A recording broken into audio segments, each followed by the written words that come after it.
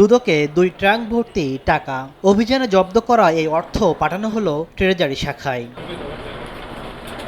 টাকার উৎসের বিষয়ে সংবাদ সম্মেলনে সংস্থাটির মহাপরিচালক জানান, গেল বৃহস্পতিবার রাতে সাবেক সেনা কর্মকর্তা সাইফুল আলমের বাসায় অন্যান্য সংস্থার সঙ্গে অভিযান চালিয়ে নগদ 2,45 লাখ টাকা উদ্ধার করে দুদক। ইতোমধ্যে তার বিরুদ্ধে অবৈধ সম্পদের অনুসন্ধান করছেন তারা।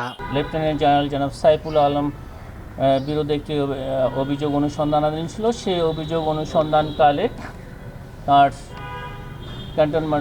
ক্যান্টনমেন্টস্থ বাসায় অভিযানকালে গোপন সংবাদের ভিত্তিতে একটি অভিযান পরিচালনা করা হয়।